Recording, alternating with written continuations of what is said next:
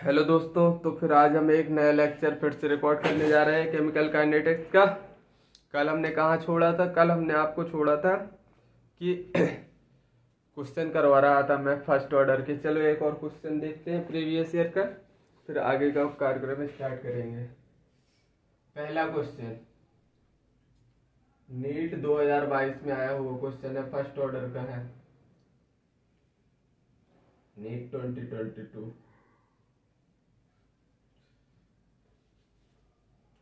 Question है NEET 2020 का 23-22।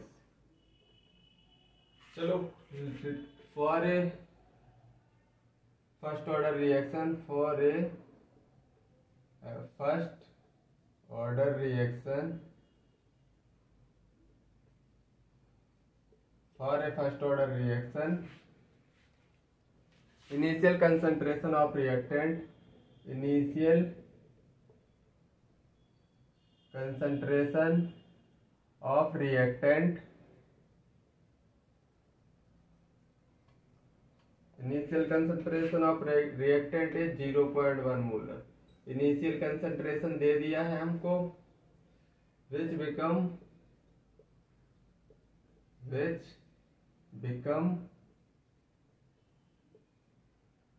0.01 molar, 0.001 molar after 5 minute, after 5 minute. Rate constant of a reaction is, rate constant of a reaction is.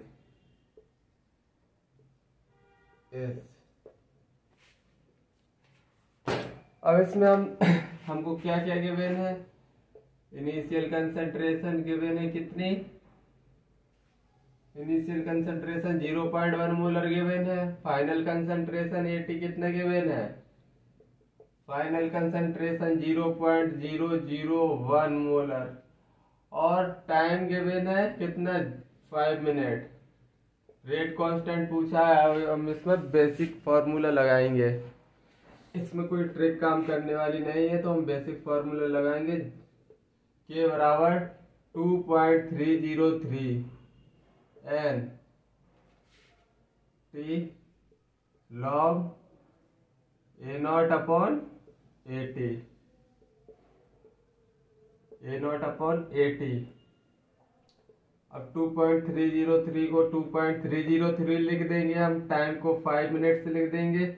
Log A not कितना given है? 0.1 और 80 0.001, मतलब ये तीनों जीरो इधर से हटेंगे, एक जीरो इधर, पॉइंट हटेगा। 2.3035 लॉग 100 आ जाएगा।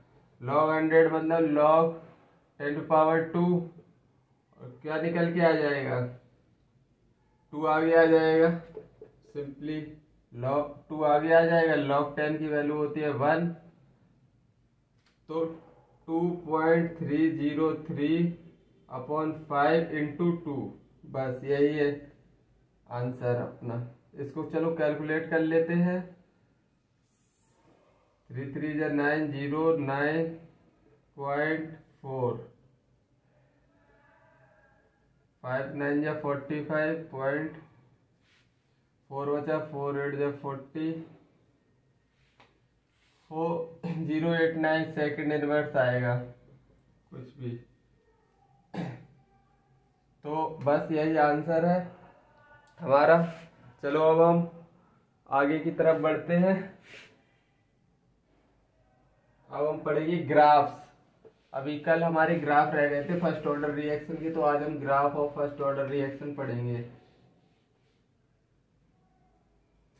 ग्राफ ऑफ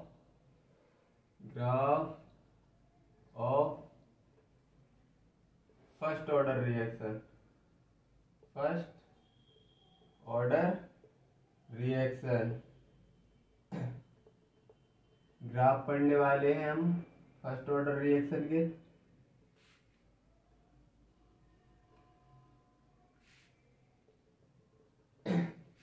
बेसिकली हम सब फर्स्ट ऑर्डर में कितने ग्राफ होते हैं, कैसे कैसे ग्राफ पूछे जा सकते हैं एग्जाम में, हम सभी प्रकार के ग्राफ को डील कर रहे हैं।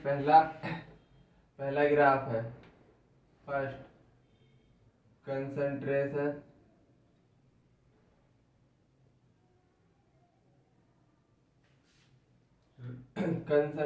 वर्सेस, पहला ग्राफ हम पढ़ेंगे। ग्राफ कितने पढ़ेंगे, 4-5 पढ़ेंगे। तो पहला ग्राफ है कंसंट्रेशन वर्सेस टाइम का। पहला ग्राफ पढ़ रहे हैं कंसंट्रेशन वर्सेस टाइम का। तो सबसे पहले कंसंट्रेशन वर्सेस टाइम का ग्राफ पढ़ेंगे। तो AT बराबर A0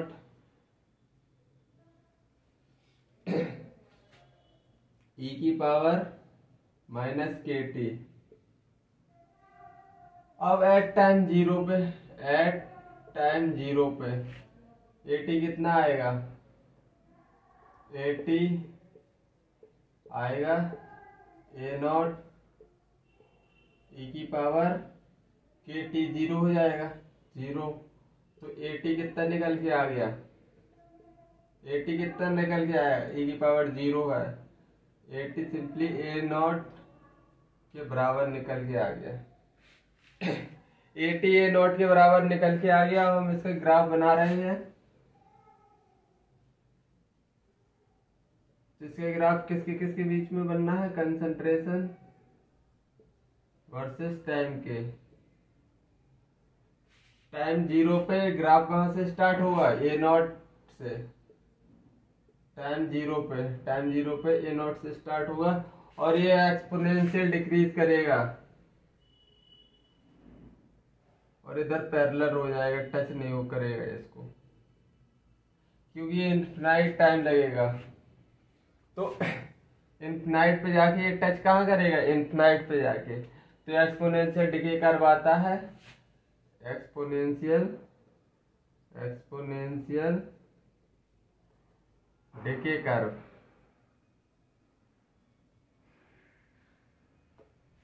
अब हम दूसरा ग्राफ पढ़ेंगे रेट वर्सेस कंसंट्रेशन का, रेट वर्सेस टाइम का। रेट वर्सेस टाइम का। तो रेट क्या फर्स्ट ऑर्डर की कैसे लिखते हैं, KA। हम रेट ऐसे ही तो लिखते हैं। तो अब मैं क्या रेट को A को A0 अपॉन e की पावर -KT लिख सकता हूँ कि नहीं, बिल्कुल लिख सकता हूँ।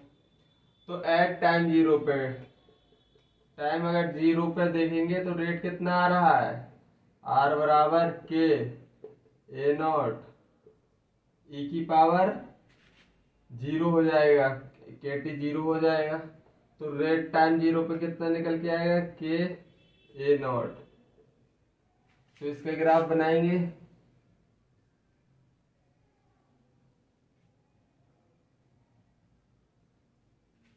तो किसके बीच में है, पहला है रेट वर्सेस टाइम के बीच में बना रहे हैं। तो स्टार्ट कहां से होगा, टाइम 0 पे देखो, ग्राफ स्टार्ट कहां से होगा, टाइम 0 पर देख लो। टाइम 0 पर एट टाइम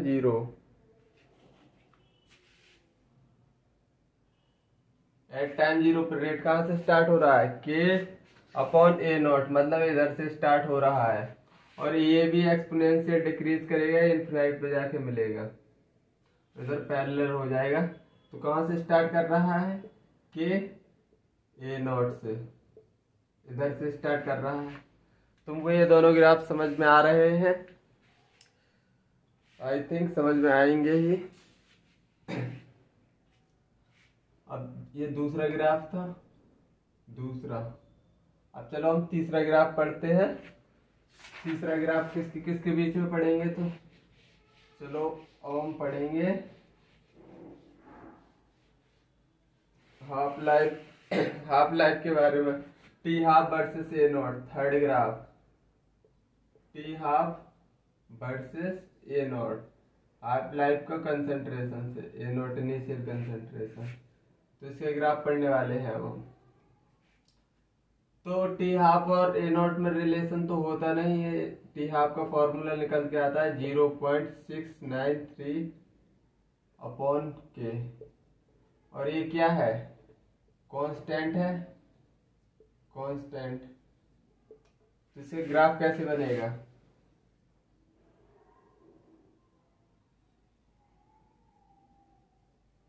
इसके ग्राफ कैसे बनेगा, T half versus A not का ग्राफ कैसे बनेगा बताओ। ये तो सबसे सिंपल वाला चीज पूछ लिया। अगर टी हाफ और ए नॉट में कोई रिलेशन है नहीं है, मतलब कि कांस्टेंट रहेगा, कांस्टेंट में सिंपली एक लाइन खींच दो, कांस्टेंट ही रहेगा, ये डिपेंड ही नहीं करता इनिशियल कंसंट्रेशन पे।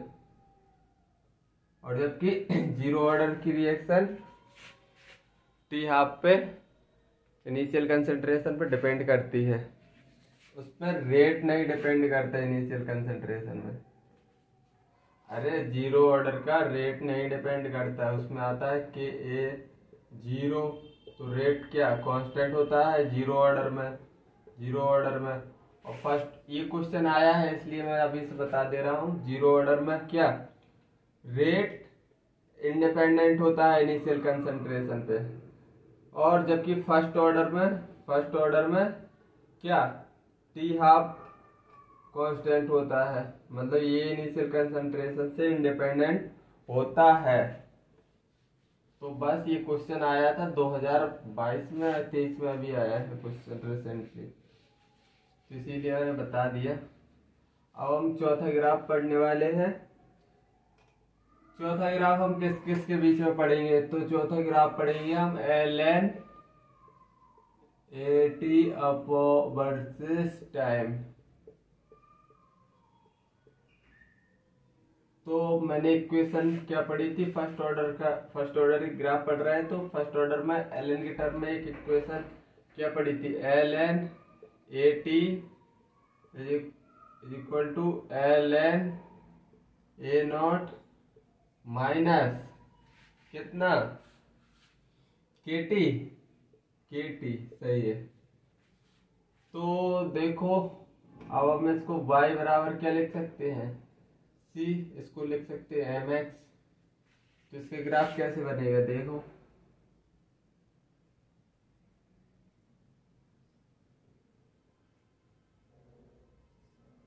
ln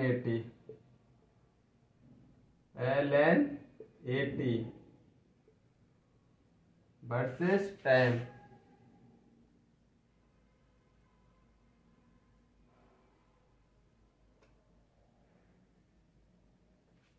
तो देखो इस ग्राफ को, बाई एक्सिस पे AT है, इंटरसेप्ट कितना है ln A नॉट, और स्लोप क्या है नेगेटिव स्लोप है, नेगेटिव स्लोप। देखो तो ग्राफ कुछ ऐसे बनेगा,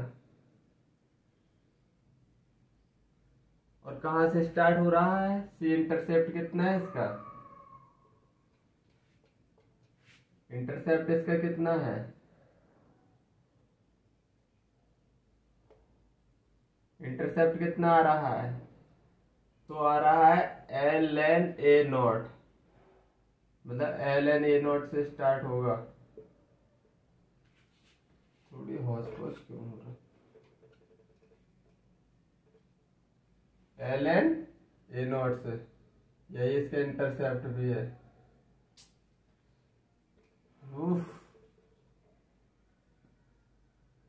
ln A नॉट, और इसके स्लोप क्या रहेगा, स्लोप माइनस के, स्लोप यही तो है माइनस के। चलो अब हम एक दूसरा ग्राफ और पढ़ रहे हैं। अब बेसिकली हम क्या पढ़े, कौन सा पांचवा ग्राफ और पढ़ ले रहे हैं, उस पांचवा ग्राफ हम पढ़ेंगे log AT वर्सेस टाइम का बीच में, log AT लॉग के फॉर्म में यही एलन की इक्वेशन कैसी लिखी थी हमने, log AT is equal to log A0 minus KT 2.303। ये पढ़ी थी हमने इक्वेशन। तो इसको y इज इक्वल टू क्या लिख सकते हैं, C mx प्लस mx। तो अब इसका ग्राफ बनाएंगे।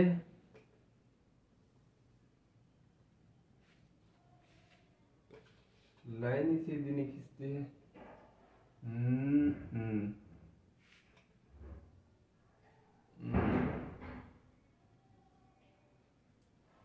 तो इंटरसेप्ट कितना है इधर, किसके किसके बीच में बना रहे थे, लॉग AT वर्सेस टाइम के बीच में। ग्राफ स्टार्ट कहां से हो रहा है, इसका इंटरसेप्ट कितना है, लॉग A0 और नेगेटिव स्लोप है तो ऐसे जाएगा ग्राफ, लॉग A0 से स्टार्ट हो रहा है। ये इसका इंटरसेप्ट है, ये पूरा इंटरसेप्ट।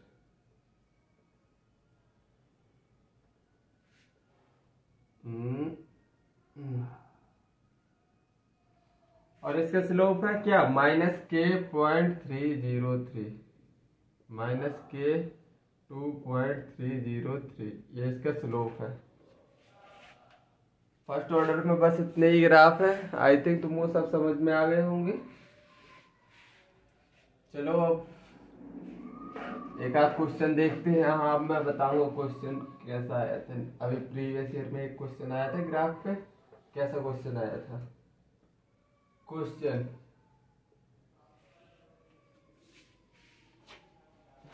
हाँ ये भी नीट 2022 में आया हुआ क्वेश्चन है, नीट 2022 का ये भी आया हुआ क्वेश्चन है। तो पहला ग्राफ जो गिवन था वो कुछ इस तरह था, किसके, y एक्सिस दे दिया था, x एक्सिस दे दिया था। The given graph is correct for given value of the given graph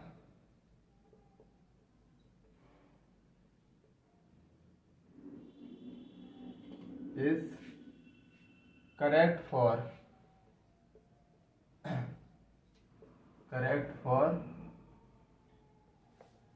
the given value of x plus y, the given value of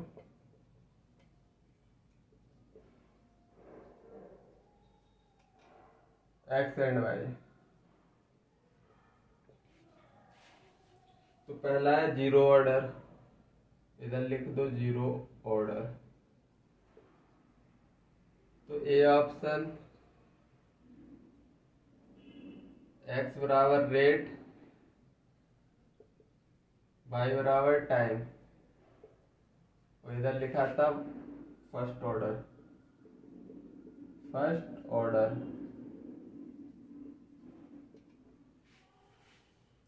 x बराबर रेट,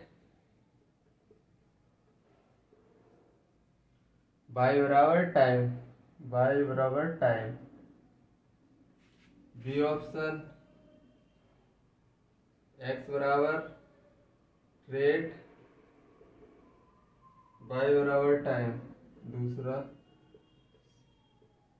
और फिर x बराबर t हाफ, y बराबर time. C option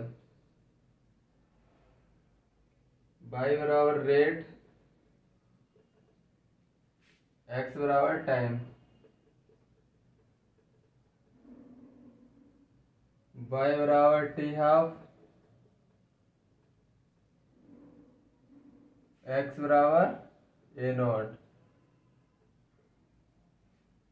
D option y बराबर concentration, x बराबर time,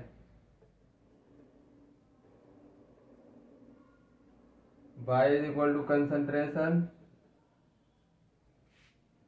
x is equal to time.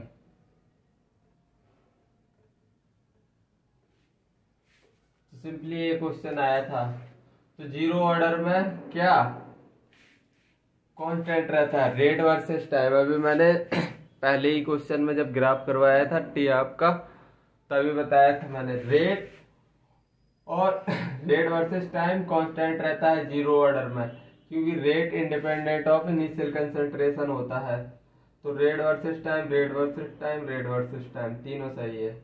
और first order में क्या टी हाफ होता है, जो इनिशियल कंसंट्रेशन से इंडिपेंडेंट होता है। देख लो, t half time, t half initial concentration, rate versus time के बीच में जीरो ऑर्डर में, मतलब सी ऑप्शन सही है। अब तुमको चमक गया होगा ये क्वेश्चन। और ये क्वेश्चन अभी अभी आया है, मतलब 2022 में। तो समझ सकते हो कि मतलब कुछ भी इतना सिंपल कैसे पूछ सकता है कोई, मतलब इतना सिंपल क्वेश्चन था। चलो अब हम और आगे बढ़ते हैं।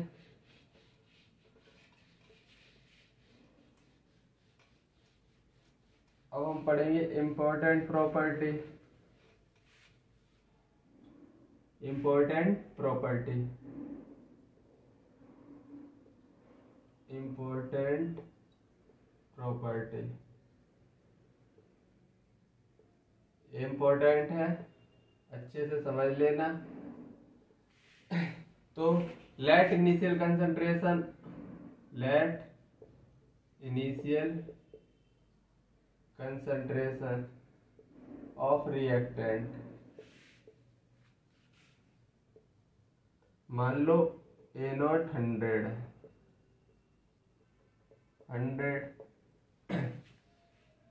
Time after which initial concentration reactant left after some time, मतलब reactant left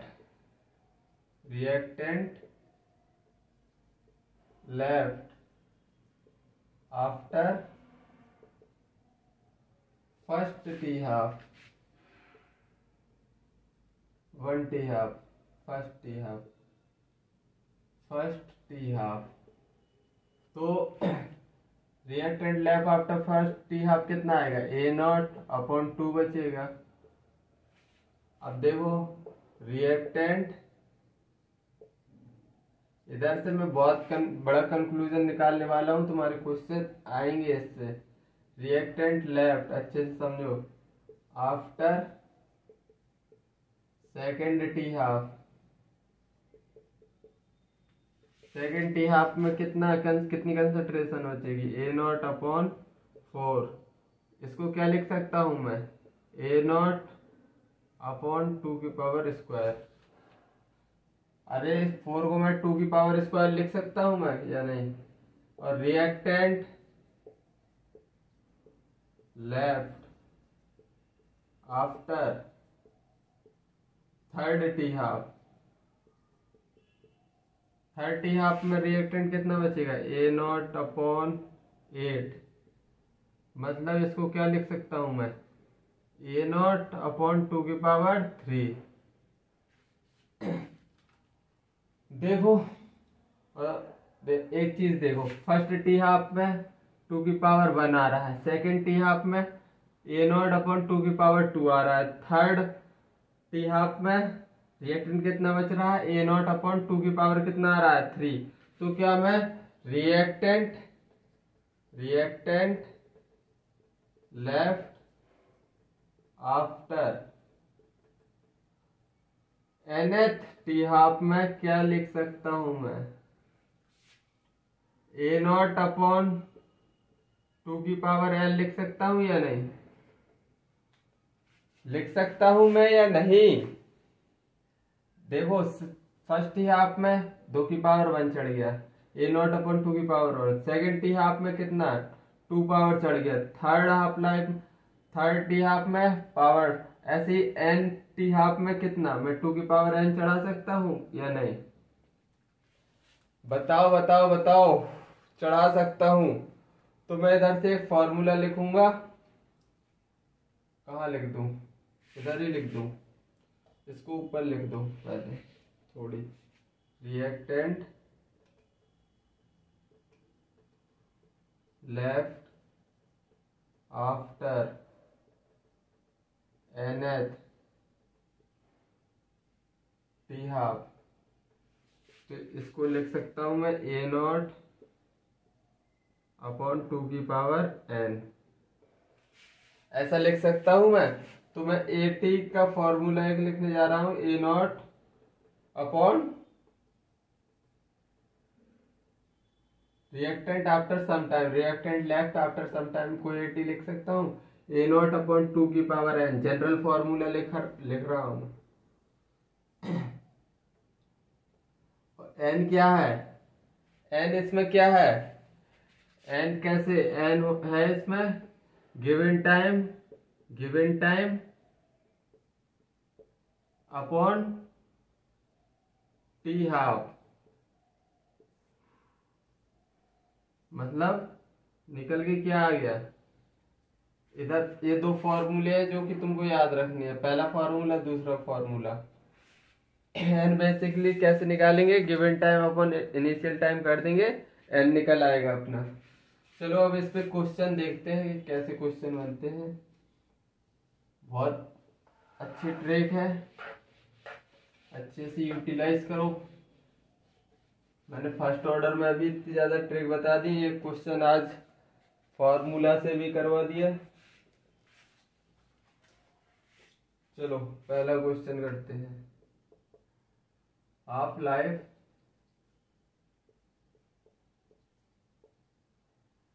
of A radioactive isotope, of A radioactive isotope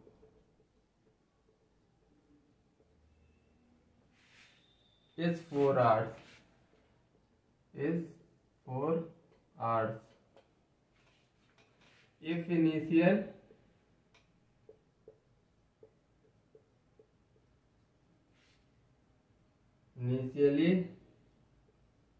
64 gram isotope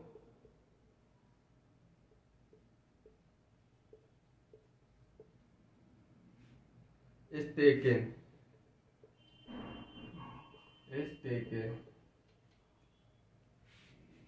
amount of isotope left, amount of isotope left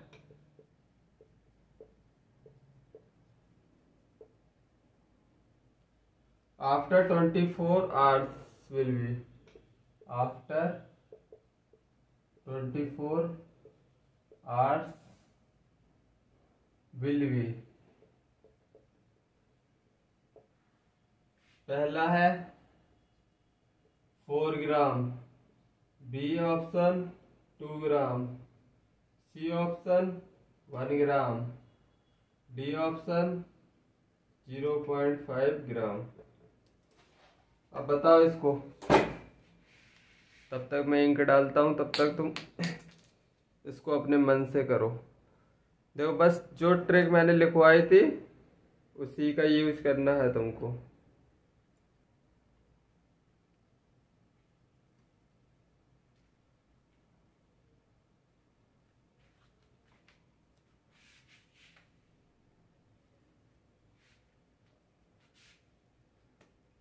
चलो half life of radio active T half दे दिया है हमको, T half कितना दे दिया है 4 hours. Initial ए note दे दिया है हमको 64 ग्राम, रिएक्टेंट टू आफ्टर टाइम दे दिया है 24, गिवन टाइम टी हाफ भी दे दिया है। तो हमको सबसे पहले एन निकालना है। एन कैसे निकालते हैं, given time upon T half. Given time कितना दे दिया है 24 और टी हाफ कितना है 4 आवर्स, मतलब इधर से कितना निकल आया है 6, एन निकल आया है 6। अब हमको क्या ये टी का फॉर्मूला लगाना है, ए नॉट अपॉन 2 की पावर n। ए नॉट कितना है A not initially 64 gram, 64 upon 2 की पावर कितना है 6, 2 की पावर 6 कितना आता है 40, 64 ही आएगा, 64 अपॉन 64, मतलब आंसर क्या आ गया है 1 ग्राम। ऑप्शन कहीं मैच कर रहे हैं, देखो सी ऑप्शन मैच कर रहा है। चलो एक और अच्छा सा क्वेश्चन करवा रहा हूँ।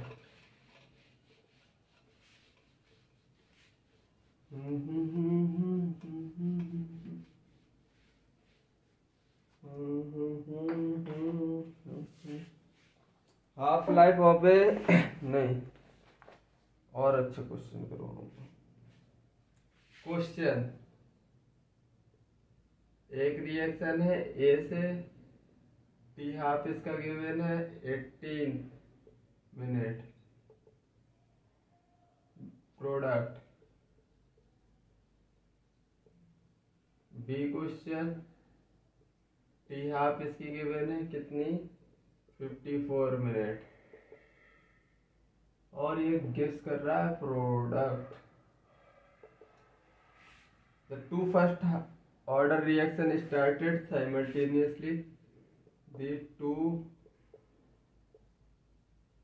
first order reaction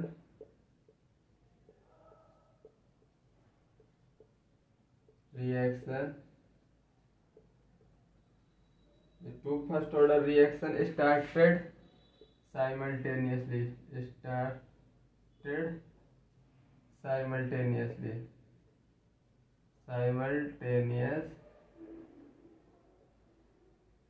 Simultaneously if A naught is equal to 4V naught, then find the time after which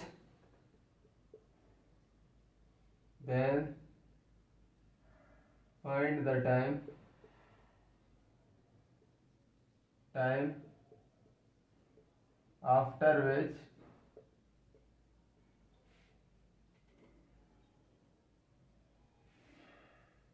80 equal to BT।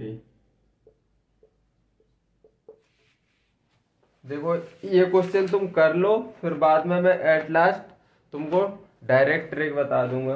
ये क्वेश्चन सबसे पहले हम मेथड से करेंगे, फिर इसका कुछ जो आंसर है मैं फाइनली बता दूंगा। बिना क्वेश्चन सॉल्व किए क्वेश्चन कैसे करे जाते हैं। स्टार्ट है साइमल्टेनियसली ए नॉट इसके बराबर, फाइंड द टाइम आफ्टर विच 80 और BT बराबर है, तो वही ट्रिक वाला। सबसे पहले ये गिवन है 80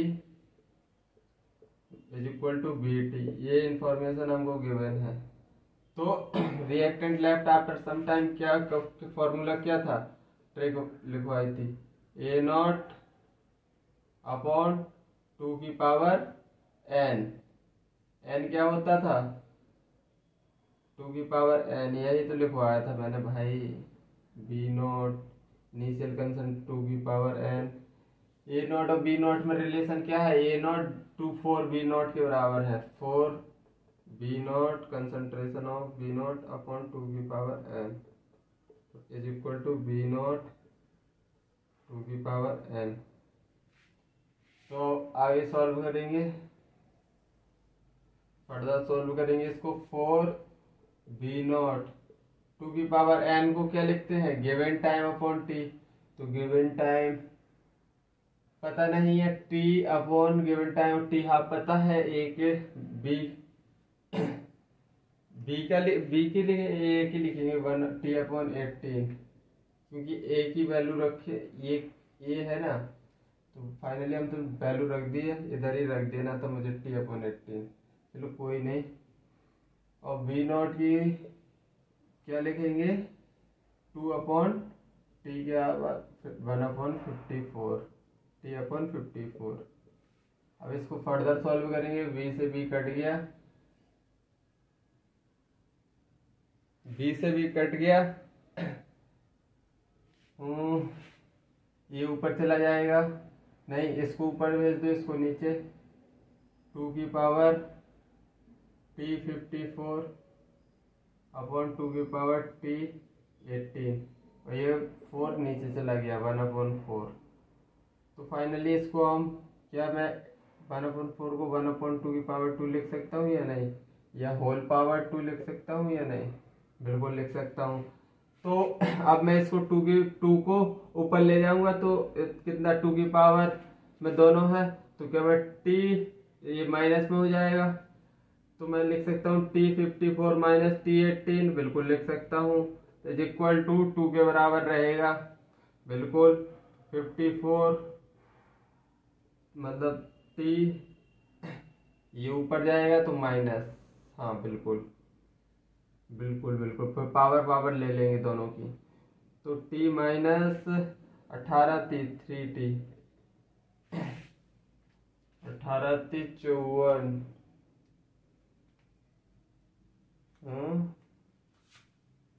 कुछ गलत है क्या इसमें, देखो AT BT के बराबर है, T हाफ 18 रखेंगे इधर, T हाफ A0 की 4B0 है, हाँ है इसमें थोड़ी एरर देख लो क्या है, कुछ एरर जा रहा है क्योंकि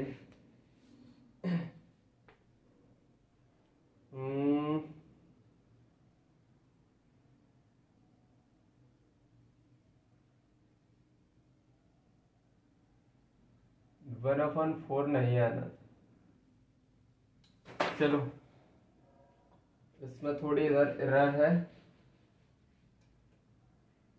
इसको मैं इधर ले जाऊंगा, तो इसको मैं इधर ले जाऊंगा तो 4 बचेगा इधर, तो 2 अपॉन इसको मैं उधर ले जा रहा हूँ 2T/18 अपॉन 2 की पावर T/54 इधर एरर हो रहा था, तो फाइनली कितना निकल के आएगा T/18 minus T/54 is equal to कितना 2 की पावर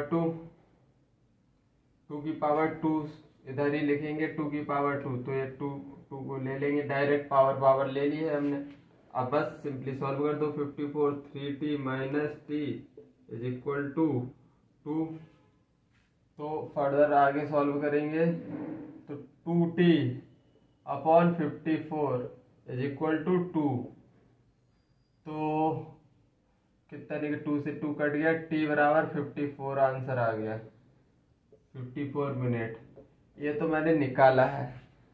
अगर तुमको ऐसा कोई क्वेश्चन दिख जाए तो बड़ा वाला T हाफ आंसर है उसका, देख लो 54 ऊपर है 54 इधर है, 54 ऊपर है 54 इधर है, तो ये इसकी ट्रिक थी। मजा आया, मैंने मेहनत इतनी इसलिए की तब तक तुमको पता, अभी तुमने देखा कि इतनी ज्यादा मेहनत, तब तुमको चरम सुख की अनुभूति हुई है। इधर मैंने पहले मेहनत करो, मतलब कि हाँ यार इतना बड़ा, मतलब इससे अच्छा तो शॉर्ट ट्रिक है, सबसे बड़ा जो T हाफ है वही उसका आंसर है, तो बस सिंपली कुछ नहीं करना है तुमको।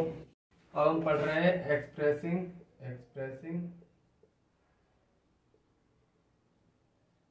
Rate constant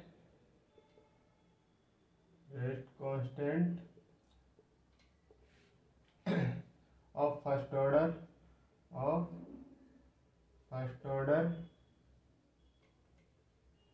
in term of pressure की टर्म में देखेंगे। इसका डेरिवेशन मैं नहीं करवा रहा हूँ, ना इसकी एक भी केस बता रहा हूँ, एक ट्रिक बता दे रहा हूँ, तुम्हारे सब क्वेश्चन 100 हो जाएंगे, मतलब सीधी ट्रिक लगाओ आंसर पाओ। तो ट्रिक क्या है, K बराबर 2.303 upon K log n-1 P0 n P0 plus PT minus PT है इधर। तो ये अगर तुमको फॉर्मूला याद है, अगर मैं इसका डेरिवेशन वगैरह सब केस बताऊं तो तुम्हारी हालत खराब हो जाएगी, इसलिए मैं तुमको बहुत आराम से उधर से निकाल के ले जा रहा हूं। मतलब कोई भी दिक्कत नहीं होगी। Example, A gas plus B gas gives C gas. नहीं, अभी इसमें एक चीज और बताना है, एन क्या है। एन क्या है, basically sum of stoichiometric coefficient of product. Sum of stoichiometric coefficient of product है, प्रोडक्ट। तो एक एग्जाम्पल, और ये हमेशा वैलिड ट्रिक कब होगी, तब एक नोट और लिख लो, स्टोइचियोमेट्रिक कोएफिशिएंट ऑफ रिएक्टेंट 1 होना चाहिए। स्टोइचियोमेट्रिक कोएफिशिएंट ऑफ रिएक्टेंट क्या होना चाहिए, 1 बर हमेशा। चलो एक क्वेश्चन करते हैं अब डायरेक्ट। अगर एक ट्रिक याद है, इसमें बहुत गंदे गंदे क्वेश्चन बनते हैं और बहुत लेंदी कैलकुलेशन है। मैं तुमको रेफर कर रहा हूँ ट्रिक, ये ट्रिक है, ट्रिक। इससे सभी क्वेश्चन निकल जाएंगे जिसमें पी नॉट और पी टी दिखाई दे, जिस एक्सप्रेशन में, क्वेश्चन में। तो बस ये फॉर्मूला याद करके चले जाना, तुम्हारा क्वेश्चन निकल जाएगा आराम से। चलो क्वेश्चन करवा दे रहा हूं। Question, for a first order reaction, for a first order reaction, for a first order reaction, A gas gives B3B gas plus C solid.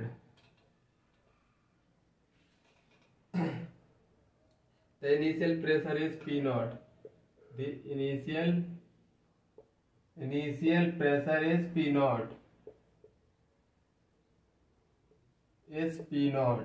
Initial pressure दे दिया है P naught and total pressure after time t, and total pressure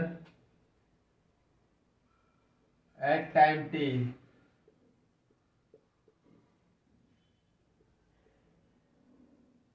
total pressure is PT, total pressure is PT, total pressure given है PT। the rate constant of reaction, the rate constant of reaction is, of a reaction is कितनी है, 0 नहीं पूछा है। तो rate constant का simply formula लगाएंगे, trick पढ़ी थी जो हमने, 2.303 upon T log n-1 P naught upon N P naught minus P T. ये फॉर्मूला हमने पढ़ा था, इसको याद ही रखना है। तो निकल के आएगा 2.303 upon T log N. Basically क्या था, एन कितना है इस रिएक्शन में, 3, क्योंकि सॉलिड को कंसीडर नहीं करेंगे। और बस 3 - 1 कितना, 2p नॉट अपॉन एम्स का क्वेश्चन है 2011 का, एम्स 2010 या 11 का क्वेश्चन है। तो एन कितना है इधर, 3p नॉट माइनस pt। ये हमारा आंसर है, ये हमारा आंसर है। चलो एक और क्वेश्चन करवाता हूं।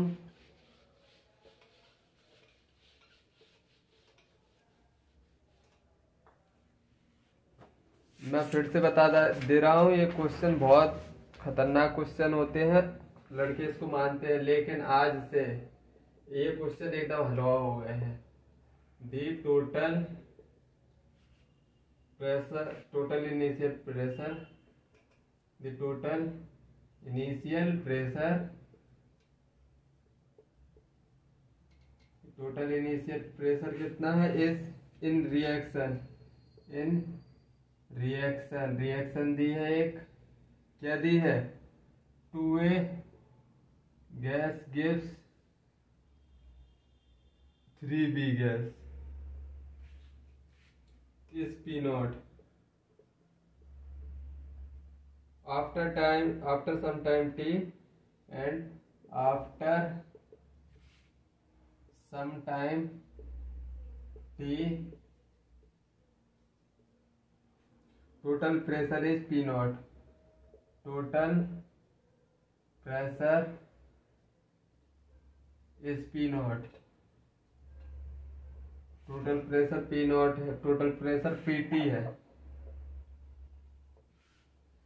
Find the rate constant of this first order reaction. Find the rate constant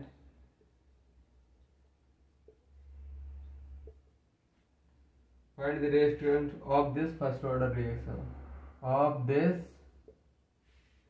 first order reaction.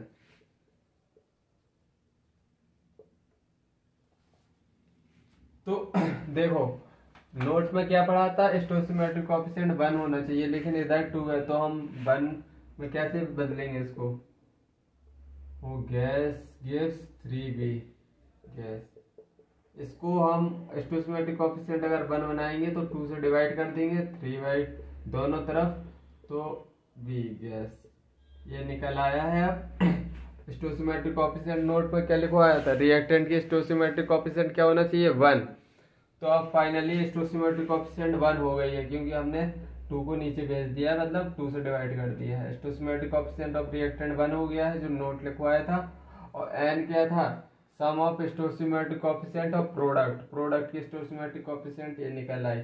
और फाइनली रेट कांस्टेंट पूछा है, k बराबर 2.303 upon t log n-1 P not n P not minus PT. ये निकाल लिया हमने. अब बस 3/2 माइनस 1 कितना आएगा, 3 माइनस 1, 3 माइनस 2, 1/2 आएगा. तो मतलब इधर से k कितना निकला, 2.303 t log 3/2 minus 1 P not upon 3/2 P not minus PT. अब हम इसको आगे सॉल्व करेंगे. इसी को आगे सॉल्व कर रहे हैं, तो k बराबर कितना निकल के आएगा, 2.303 upon t log P not by 2 upon, इसको सॉल्व करेंगे तो कितना आएगा, चलो सीधे सॉल्व करते हैं. 2 को ले लो, 3P नॉट निकल के आएगा इधर, माइनस PT माइनस 2PT. 2 से 2 कट जाएगा, तो k कितना निकल के आएगा, 2.303 upon t log P not minus 2PT. ये हमारा आंसर है. हाँ, यही हमारा आंसर निकल आया. आई थिंक तुमको अब ये क्लियर हो गया होगा, चमक गया होगा भयंकर. तो चलो आज का लेक्चर इधर ही समाप्त करते हैं. जब तक के लिए बाय, जय हिंद, टेक केयर.